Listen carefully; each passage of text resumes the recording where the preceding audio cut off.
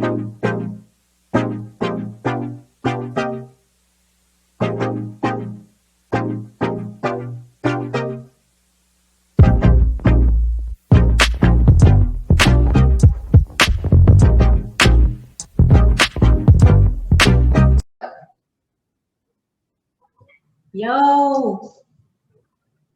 hello everyone. We are back with another one. With another one. Yes, and as you can tell, I got a little dressed up for this one.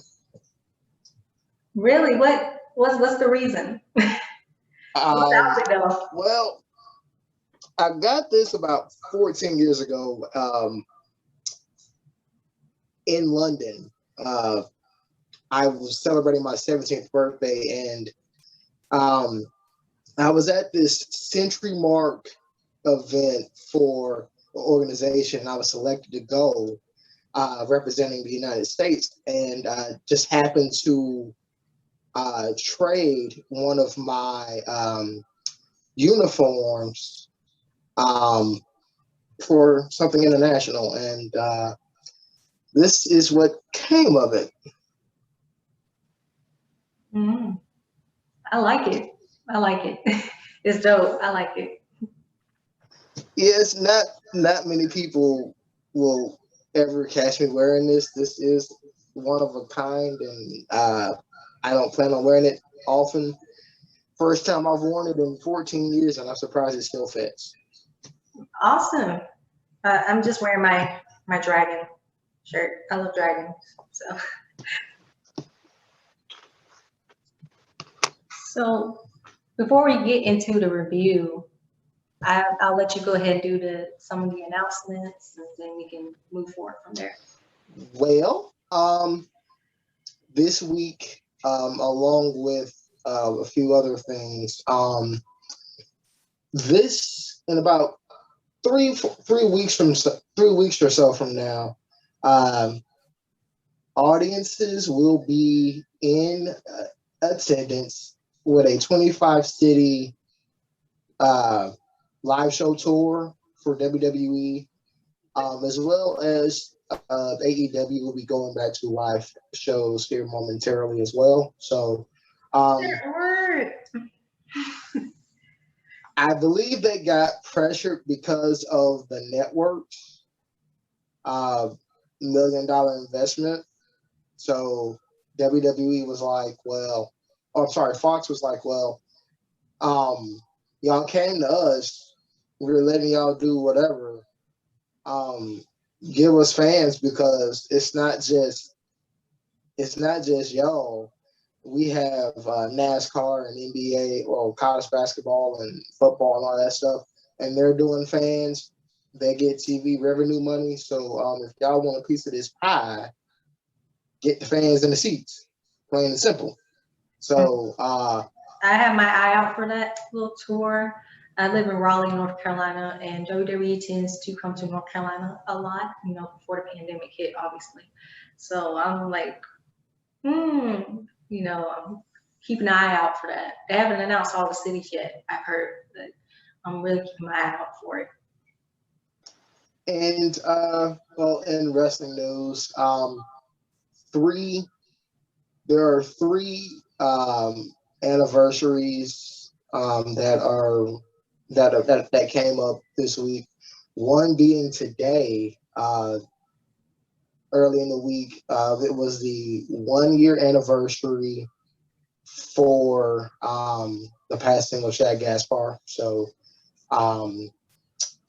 following Twitter and Instagram, Shelton Benjamin and a few others that were close to Shad, they gave out special tribute memorials. So that was on, I believe, Monday.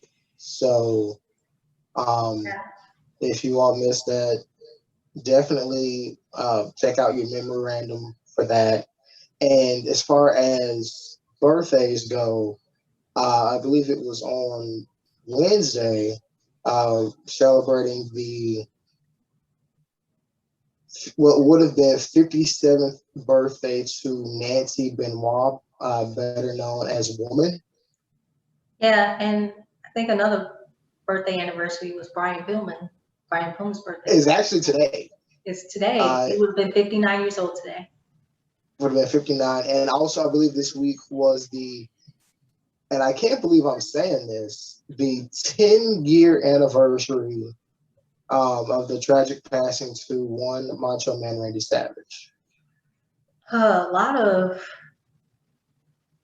I don't know what it is about May in wrestling, but geez. And another one for Japanese Joshi Pro Wrestling fans, Hana Kimura, her 1-year anniversary of her death was also this week. And Ring of Honor, among other people, did a tribute to Hana. And after we do this review, I'm going to link that particular tribute, or any other tributes that happened in the description so people can go watch it. And actually speaking, is that the wrestler that committed suicide?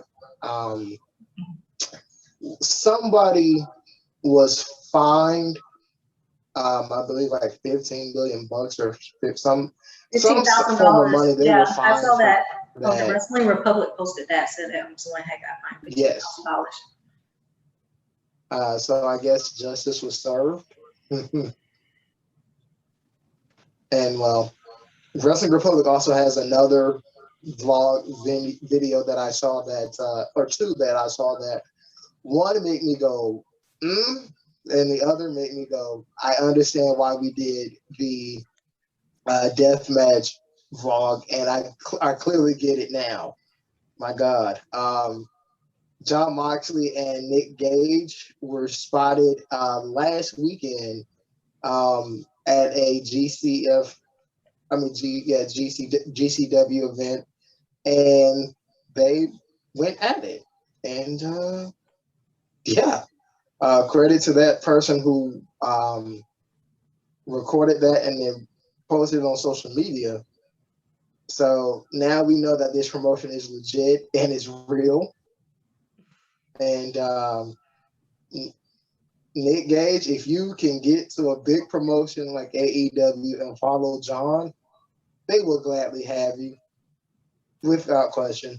I mean, being that Jon Moxley was on the last episode that we reviewed with Nick Gage, kind of makes sense. Yes. So, yeah, and let's keep our eyes on that. And the other vlog video, I have to say, and I'm glad they censored this one a little bit. Well, actually, they didn't. Parental expression devised in a death match. All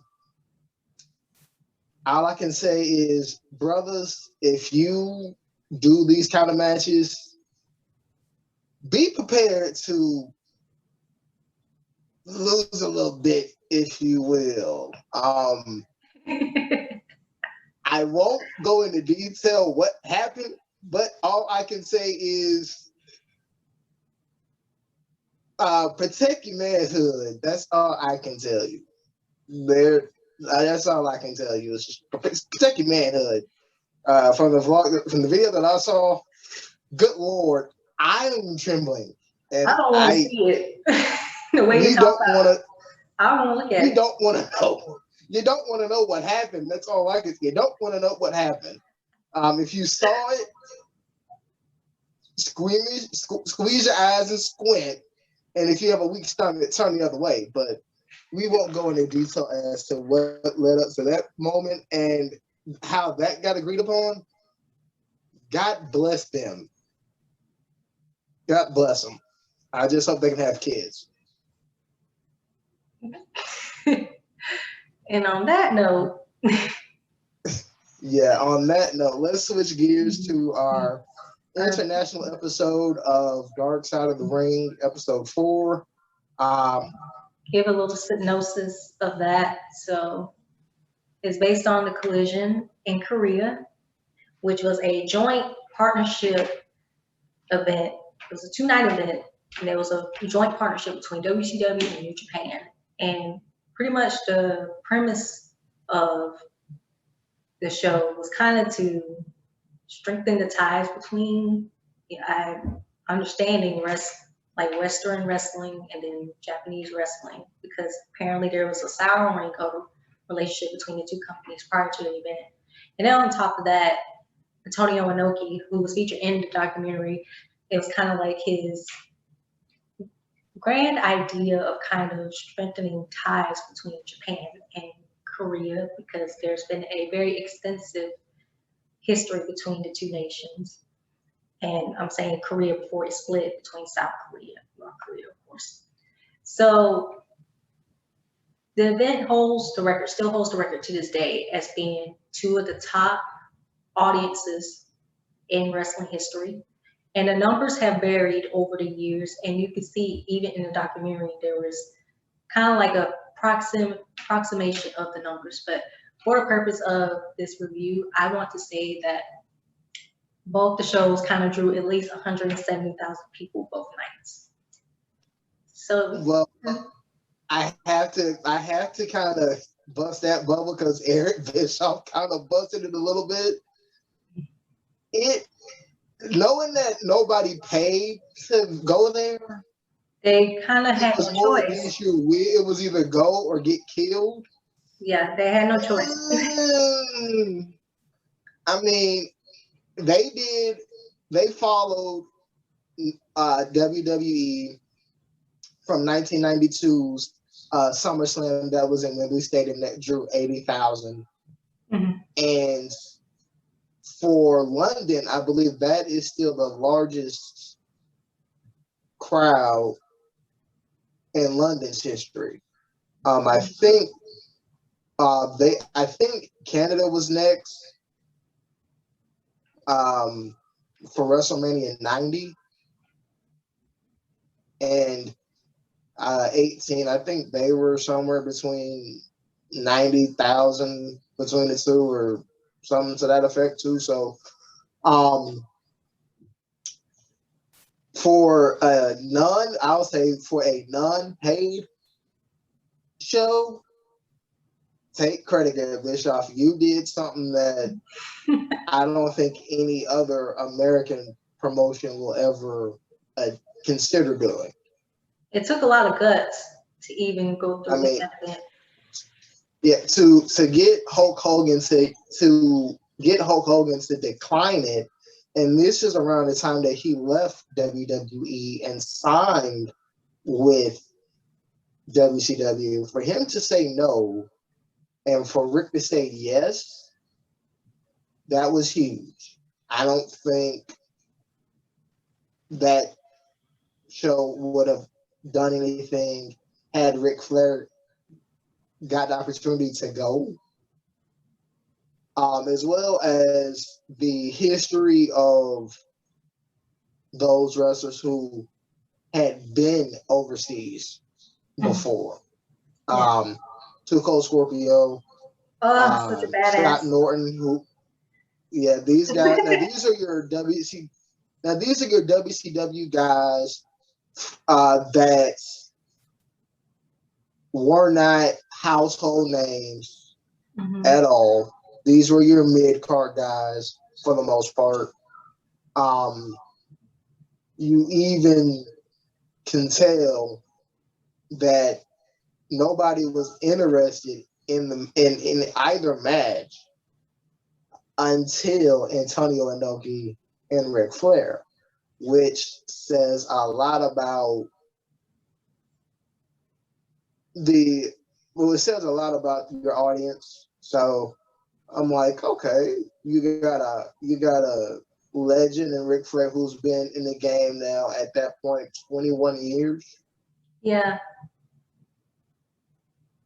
And then Antonio Inoki, who I don't know much about. I know lots about I'll say that he ushered in the Japanese Korean contingent with Sonny Ono, with Ultimo Dragon, with Jushin Thunder Liger, with Tajiri, and the name escapes me now, but it was an Asian wrestler that wrestled for WWE in 95, early 96. What is that guy's name? I cannot think of his name. Kushi. There it is. And as far as female wrestlers go, of course, we have Kairi Sane and we have Asuka. Yeah, Bull Nakano, who came way before them. I'm sorry, I couldn't. I get excited because I love Antonio Inoki. And I think the reason being is that he's one of the first Japanese wrestlers I got into. It was between him and Masato Tanaka, who was one of the ECW originals. He was known for his feud with Mike Awesome, another ECW legend. Antonio Inoki, he was trained by the legendary Japanese wrestler Riki Dosan.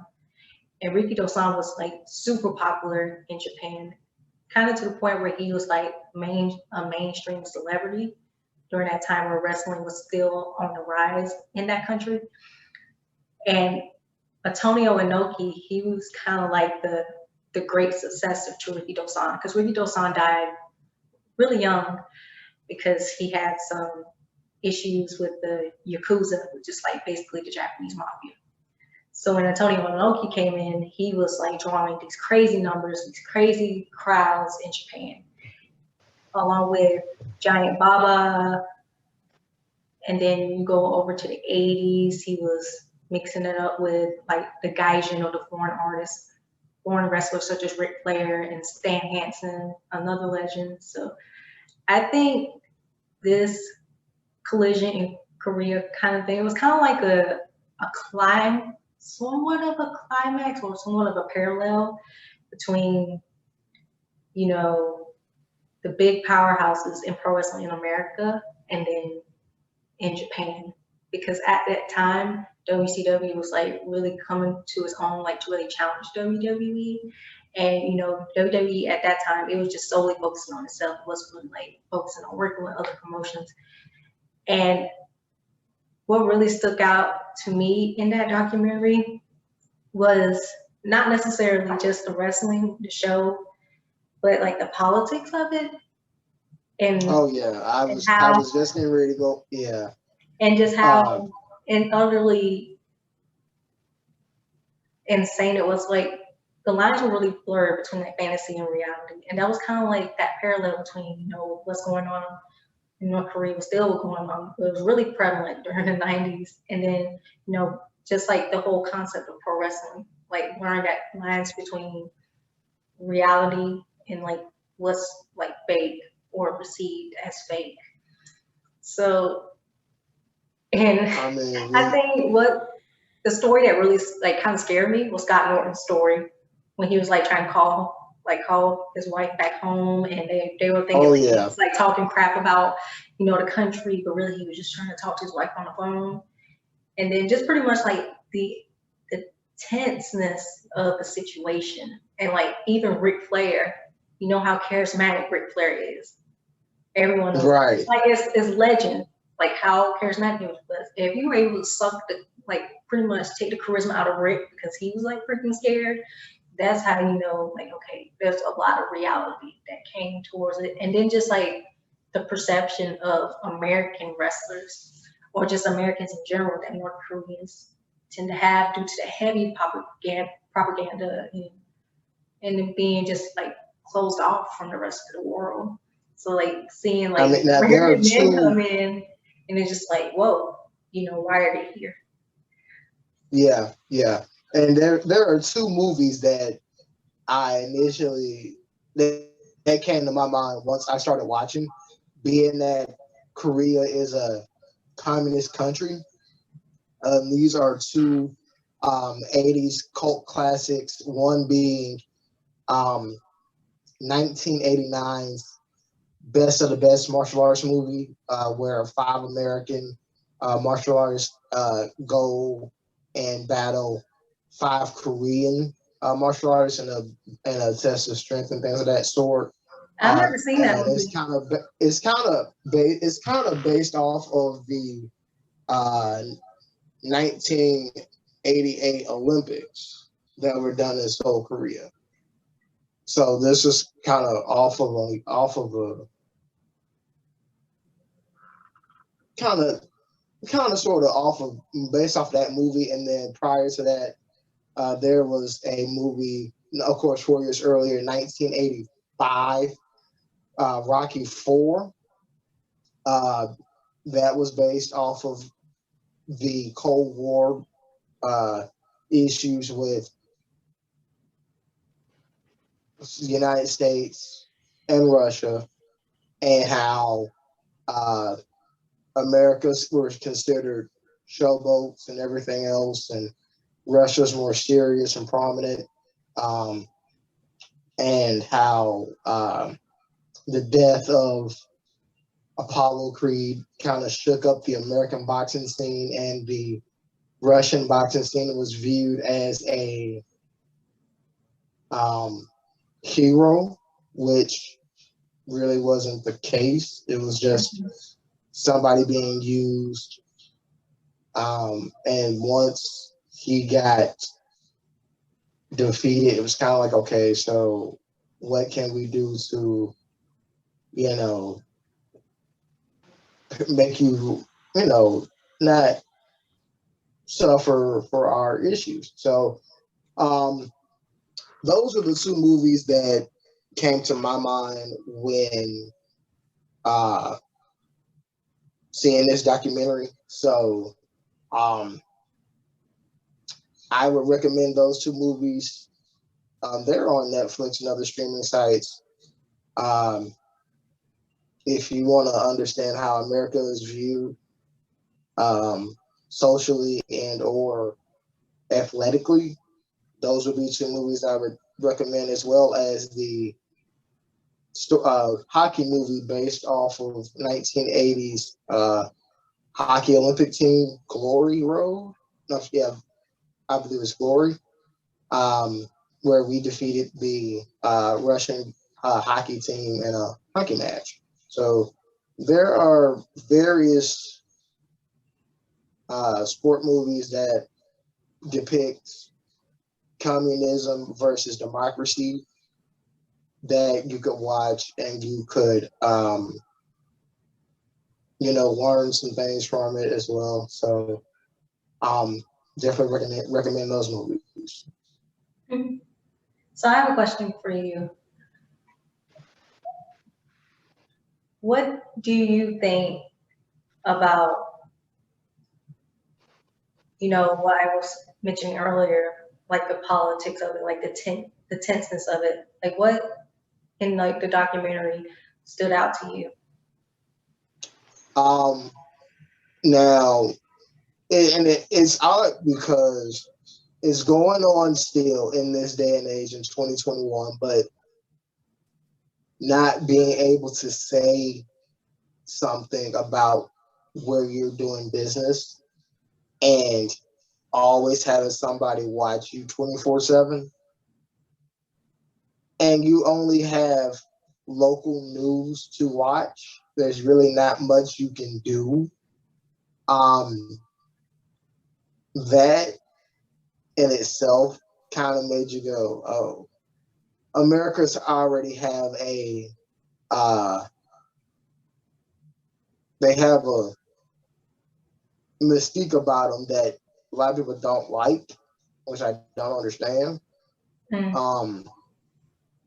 It's not those who sign up for, it's those who just do self-destruction that ruin the fabric, if you will, of a country. And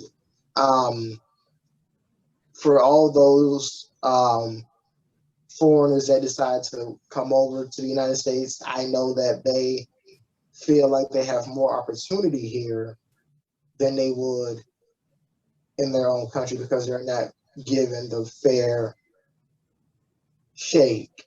But of course, those who are born here take it for granted, and unfortunately, we're upset at the wrong people when foreigners come over and take opportunity. We're mad at the wrong people. We should be frustrated with ourselves, but that's because either we don't want to adapt and learn new things, or those who have been in charge unfortunately, have been heavenly greedy, and it's come back to bite him in the butt. Mm-hmm.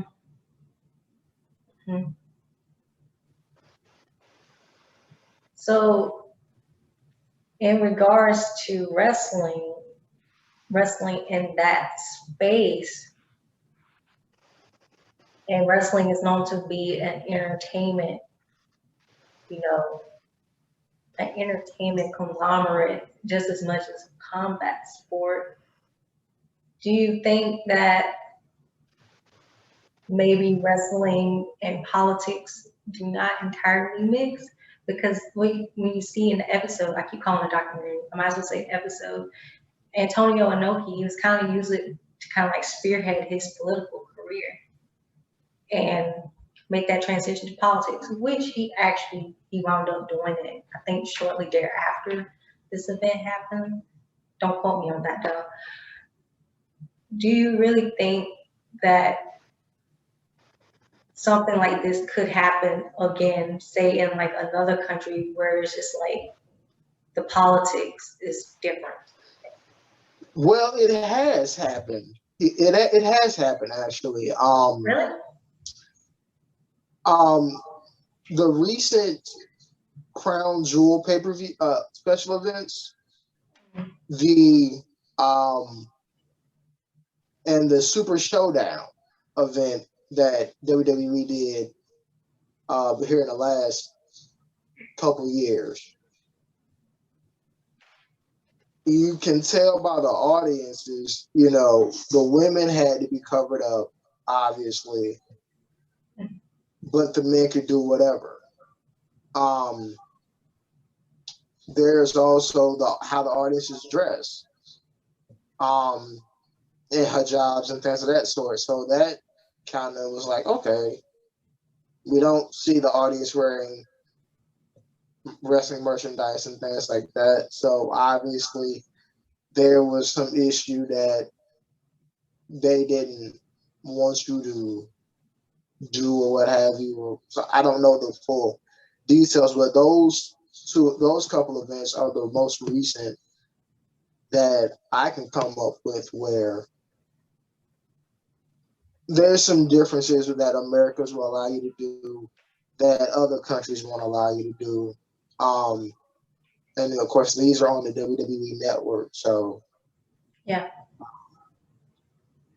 And I think another thing for me, I find this episode so interesting, but yet I feel like I'm coming out with a lot more questions and answers. Because I just feel like there's still like some empty holes to fill, which in of itself is pretty captivating. I still feel like it is a gutsy move for everybody involved, like promotions, especially the wrestlers. I'm pretty sure they were. You can tell by the way they were talking about it. Well, it's good to 𝘋𝘀 because that man was hilarious. He was just talking about he was beefing and trying to fight Ric Flair on the bus. I was like, bro, he was worried about a whole other thing. I was like, chill. But I'm surprised of him. Now he is one of 3 wrestlers to have wrestled for 3 promotions in the 90s. ECW, of course, WCW, and WWE. Now, what was his character in WWE? What was his character in WWE? I keep forgetting. He was Flash Funk originally when he first got to WWE. That's right. And then somewhere he became a member of the Job Squad shortly thereafter. So he really did not get a fair shake in WWE, if you ask me.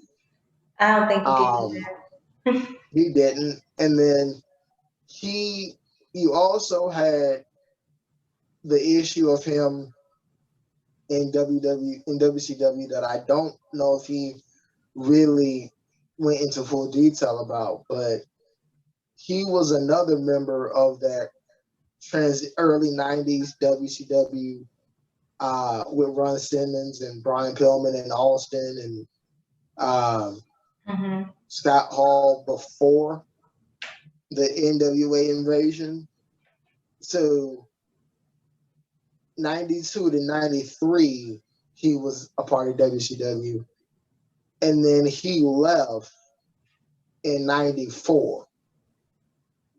And from 94 till 96, he went to WWE. He went to WWE and went there from 96 to 98, just to return to ECW shortly thereafter.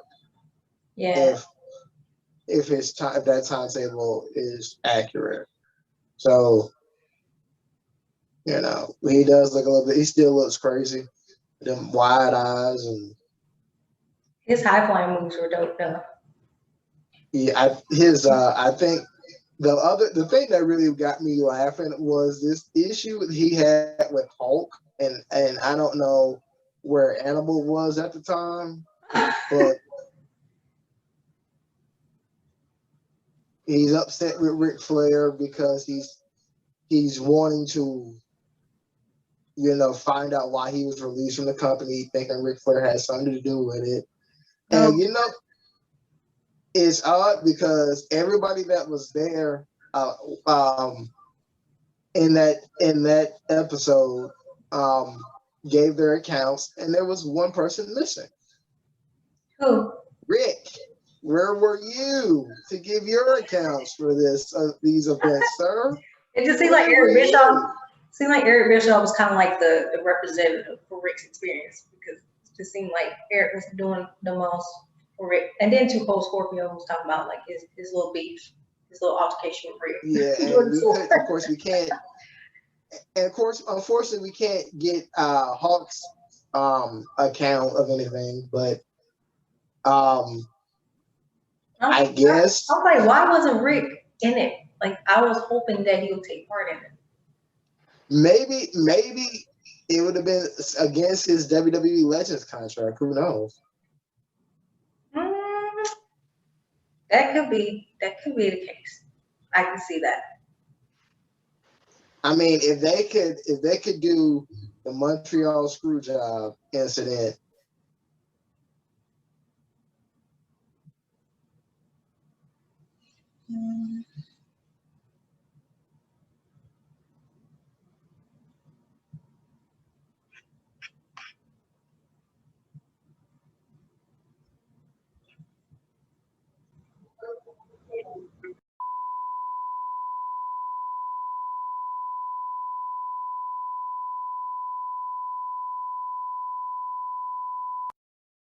Ladies and gentlemen, okay, we're back now.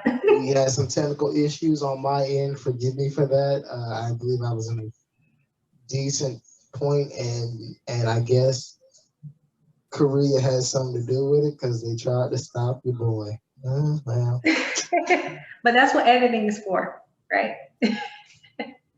Hey, better you than me. I don't know what I'm doing. I probably screwed something up. But I guess we can kind of cap things off with what was some of your biggest takeaways from the overall episode? We can go some of the takeaways I got were those wrestlers who were involved. What I initially thought it was going to be similar to what AEW is doing right now with Impact Wrestling. What Impact Wrestling did in its early days with New Japan Pro Wrestling and AAA. Kind of like a World Cup kind of thing, Olympic kind of thing, where you had your best of your divisions go against your American counterparts. That's what I initially thought it was going to be. not knowing that there was a lot of political stuff behind it. Yeah. So what I am surprised about is that this is the first time that those images and these stories are seeing the light of day. That's a good point. I thought WWE would have done something about this years earlier, or if WCW were still in business today, that would have been something I would have thought WCW would have done a docu-series on. Mm. And one other point that I could probably pick out is all of this incident took place before the Monday Night Wars even started.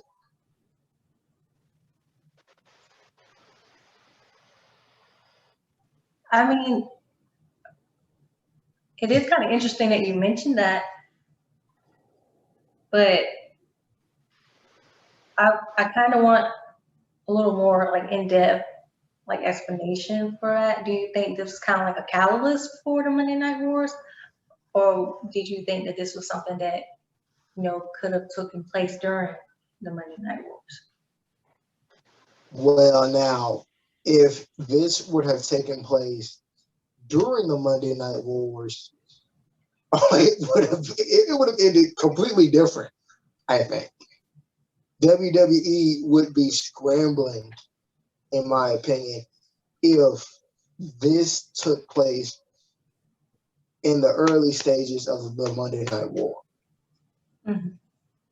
This would have put WCW light years ahead, not including the formation of the NWO, the heel turn of Hulk Hogan, the outsider introductions and things of that sort. All those helped WCW, but I think if this scenario took place in its early days, we would have to look at WCW a little bit differently than for all the miscues that they had, because when WWE decides to go ahead and completely do the transition of the network to Peacock, I'm not sure if people remember their first episode was done in a mall. It wasn't done in an arena. The Mall of America, yeah. Mm-hmm. In my birth state of Minnesota. And one of the first matches, I'm not sure if people remember, Flying Brian Pillman and Jushin Thunder Liger. And you talk about a clash of styles there. That was New Japan versus WCW on basic TV, and you didn't have to pay for it. Yeah, I can now see what you mean there. And I kind of think my biggest takeaway from it is like the drawing power. It's like how interested it was, because it wasn't like the people were like dying to go to this event. They had no choice but to go. Right. It was just very interesting. Like how it's still counted among the largest audience in wrestling history, but without like, pretty much like the investment and then like the financial, gain and the buys and, just like the normal, like big pay-per-view, like WrestleMania, for instance, it didn't have that. That's where the politics come back into play. So it is kind of interesting that it's still being called the highest, like, I don't even think I could say highest drawing show per se, because it's like the audience there had no choice. And you can tell by the footage that they show, like they weren't really interested in it. I guess how we could put it is this way.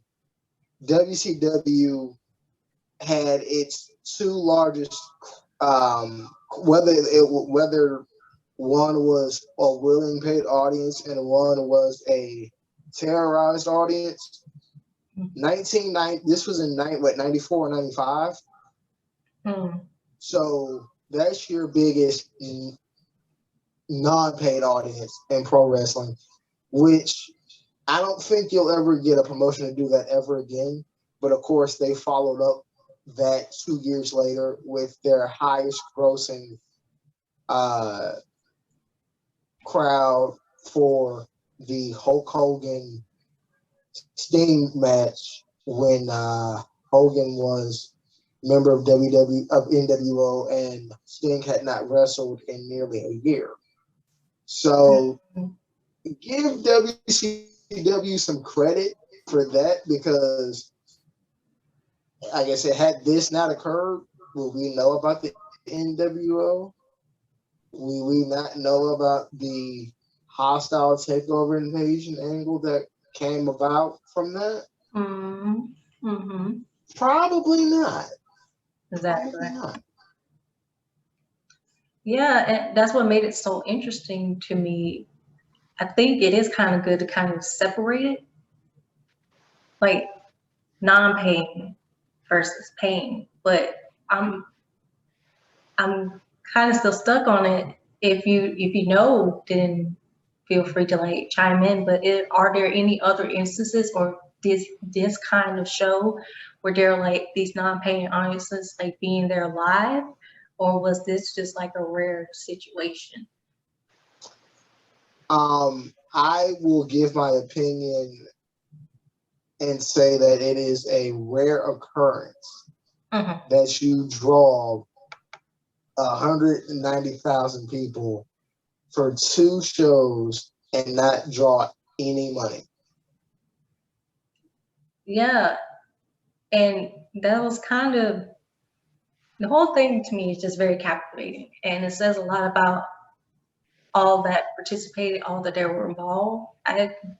Props to everyone that was involved, not only in the episode, but even people that were on both cards that night. I mean, to be able to go out and do it, but not like expecting like that financial gain, like that in of itself is.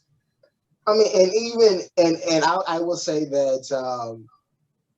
Do I think that this event would have gone off had it not been for Antonio Inoki and for having Muhammad Ali accompany Eric Bischoff and the American wrestlers? Yeah, I do not. There was some star power there, so that was another thing. The relationship that WCW had with Muhammad Ali at the time that he initially retired before his transition of Parkinson's disease. He was given I believe he was given a plaque of honor from WCW in 1993. And it's on the WWE network, and it's on the Saturday night, WCW Saturday Night's Library. So you can witness the relationship that he had with WCW, as well as Andre the Giant got a award from WCW. Even Hank Aaron got arrested, so who we lost last year, professional baseball player. He received an award from WCW. So there was a lot of star power that WWE had not even thought to utilize since WrestleMania 1. And I'm like, what would WWE be like if they had done a show like this in the 90s? Would they have recovered from that? Probably not. That's kind of hard because it's just like WWE was obviously the bigger company over WCW at the time. So even in that of itself, it's just like, okay, there's a possibility they could pull this off. But however, WWE did have some controversies building up to the 90s at that point. So I And guess that and then the is image. and for those who do not know that story, if anyone has access to the E Network and the series that captivated a lot of Hollywood stories, E True Hollywood Story, the story of E True Hollywood Story of Hulk Hogan would be prominent to that. I recommend his episode. You can YouTube it. And he was the star witness in a trial where an ex-official and I believe somebody in the talent relations office were relieved of their duties and put on federal indictment for steroid distribution. And they had various wrestlers testify and say, yeah, Vince, not only does he take steroids, but he also gives them out. As a matter of fact, I stumbled upon a interview that's about 12 or 15 minutes long on our recent departed New Jack. And I'm going to quote what he said. He said, "You didn't give a shit about what you did as long as you could perform. You could perform high as hell or doped up or drunk as hell. As long as you were able to perform, no one cared what you did." And I agree to that statement because not only did professional wrestling boom in the 90s with the steroid game and all that stuff, but as did professional baseball. So baseball is the God-given sport for Korea, China, and Japan. Wrestling and other sports are ours. So I can understand the differences in how we train and how we operate and how we are perceived in America. When we do something illegal, not only do we get busted, we get publicly humiliated. But being that if you do that overseas, you're probably more praised for it. Yeah. I can see where you're going with that. I think with that explanation, I'm kind of pulling towards like I kind of feel like WWE probably could not have pulled it off then. Well, no, you could not have. WWE could not have pulled this off because if they could have pulled this off with Vince in prison for 20 years. Nah. There you go. Vince would have been in prison for 20 years, and this was in '94, so he would have been coming out of prison 7 years ago had somebody like Hulk Hogan said, actually, yeah, he does provide steroids to his male wrestlers. Hell, he provided me with some too. I've been taking steroids all my life, and I can, still do what I do.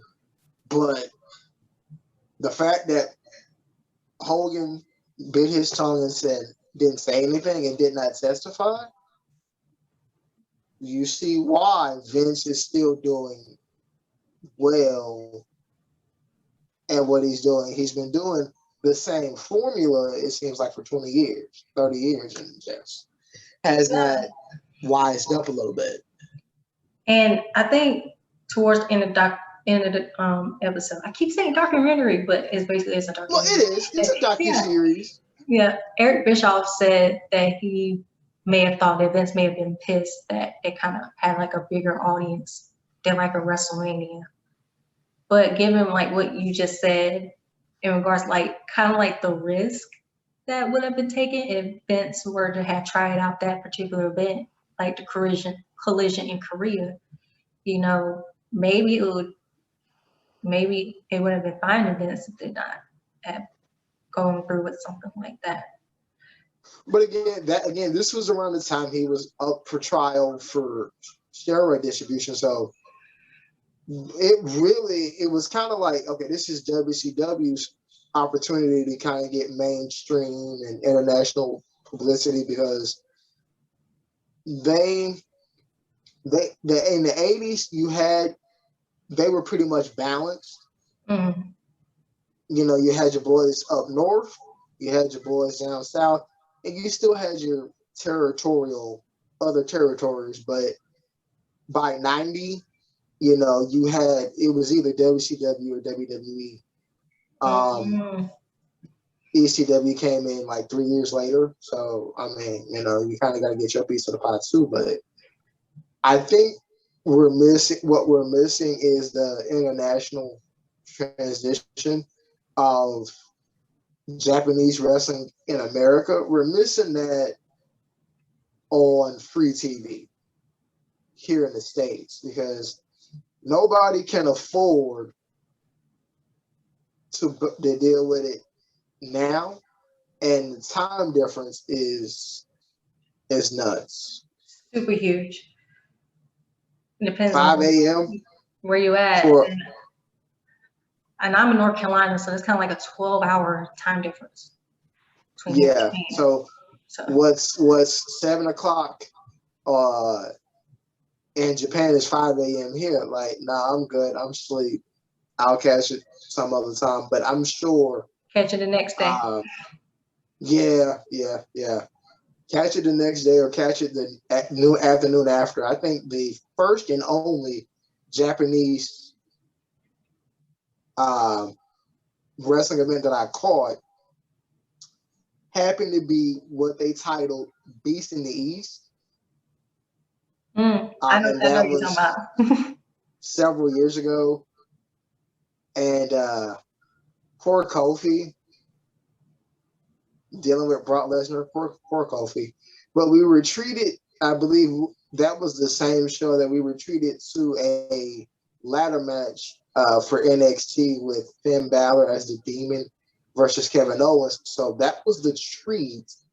The trick was Brock Lesnar killing Kofi. So, I mean, the ladder match was kind of a treat though, because Finn Balor was very popular in Japan under his moniker Prince Devitt, and he was the first leader of the Bullet Club.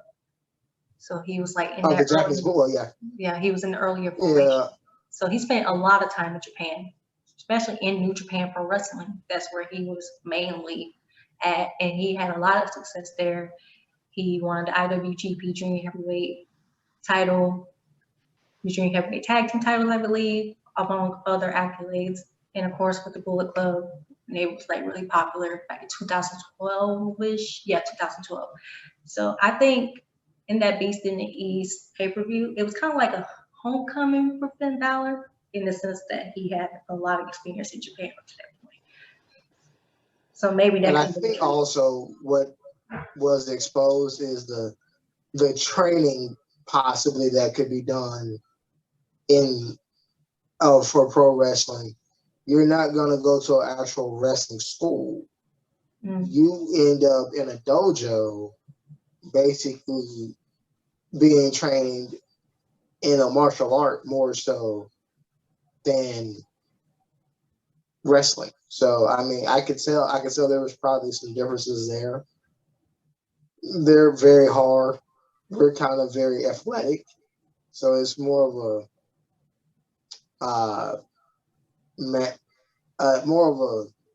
it's not a catch can style type of thing. It's more of a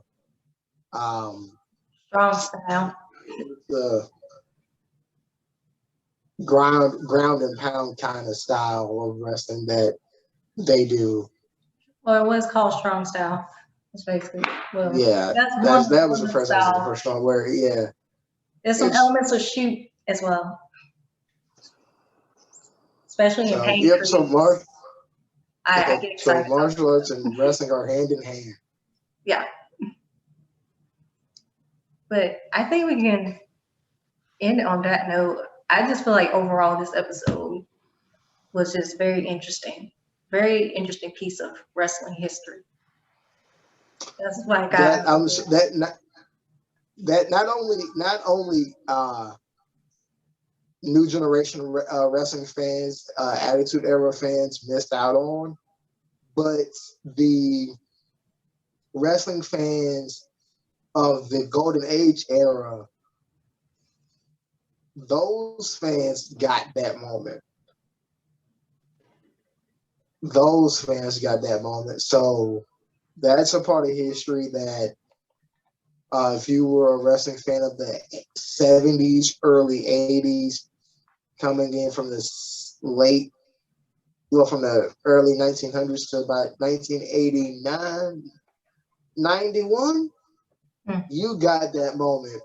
Us from 93, 92, 93 going forward, we were deprived of that moment.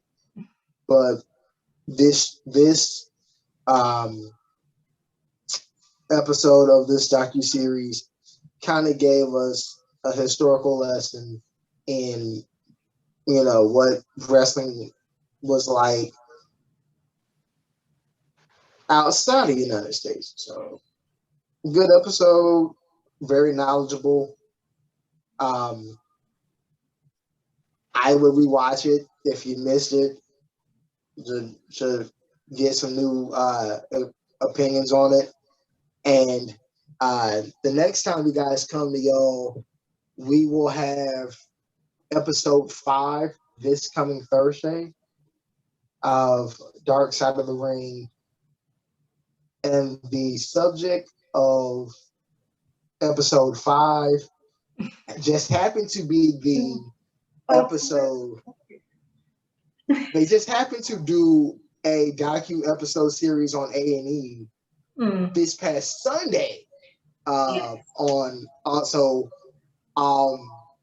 You will if you missed our intake on this, definitely check out A&E for that episode. And if you missed that episode, highly recommend episode 5, narrated by Chris Jericho. The story of �々𝘕𝘠𝘬, and if you would like more information on him, I recommend YouTube channel Wrestling Bios. He has his entire career, early days, unique tag team partnership, up to his tragic passing several years ago. So with that, I say buckle up. Oh, it's gonna be a wild one. I know it's gonna be a wild episode. I know it is. If you don't have your seatbelt fastened, wear a helmet with this episode, because you're gonna need it. I feel like I'm gonna learn so much about him that I probably didn't even know to begin with. Like, I'm already mentally preparing myself. And again, if you're a YouTube wrestling fan, like I'm becoming, definitely again check out Wrestling Bios and look up at the I'm not sure how he labels it. I believe it's like the career or reviews, and he has, I believe, 2 videos of the Ultimate Warrior's career, and we'll give you a little spoiler. He has had 2 stints with WWE. Just to give you a spoiler, it's nothing that has not been said that a lot of people don't know, but I'm sure we will see Jim Cornette. We see Vince McMahon in this episode. I also know we will probably see we're probably going to see Eric Bischoff again, and we're probably going to see Jim Cornette, Vince, Eric Bischoff, Jerry Lawler probably. Who knows? Because he had a storyline with the Ultimate Warrior in '96 on the eve of him getting fired for the second time. So, who would we be remiss in saying that worked with him and was feared? You'd have to watch that docu episode to find out. But Godspeed to those gentlemen. And actually, there was also one other birthday that I forgot to omit. This week would have been Andre the Giant's 75th birthday. Oh, I forgot. Oh. Yes, they have a kind of like a best of birthday tribute library on the WWE Network right now, streaming on Peacock and streaming on WWE Network overseas. So if you don't know much about Andre the Giant, I also recommend watching the HBO documentary that they did on Andre, titled Andre, where we got a lot of nuanced stuff about his life, from Hulk Hogan, from the late great Mean Gene Okerlund, from Jimmy Hart. So like I said, I enjoy doing this vlog series. We're learning when they able to give our, and we have so many, well, I wouldn't say so many, but we have quite a few episodes left in this season. So it's been a hell of a ride thus far, and I can't wait to see what other stuff that we learn. So stay tuned for more Dark Side of the Ring, and also within a couple weeks, Hell in a Cell, I believe, is the next WWE pay-per-view. It is scheduled for the 20th of June. Mm-hmm. And then July will be Money in the Bank. Yeah, so we got a lot of content on deck. And SummerSlam as well, which I don't know. Initially, they had their sights set on Boston for SummerSlam, but that venue has changed. So, the site for this SummerSlam, let's just say, you better not regret doing a lot of sinning. So, from hell to cashing in to sinning, summer is about to be a lot of fun for WWE. Oh, I can't wait. So, and also, if I'm not mistaken, next weekend, I forgot to mention Double or Nothing AEW. So definitely be on the lookout for that next weekend. Double or Nothing AEW. I actually forgot. I feel bad. It's a lot going on, you know. So. Oh my God! All right, so stay tuned for more content. We got a lot more coming. We'll see y'all next time. Peace.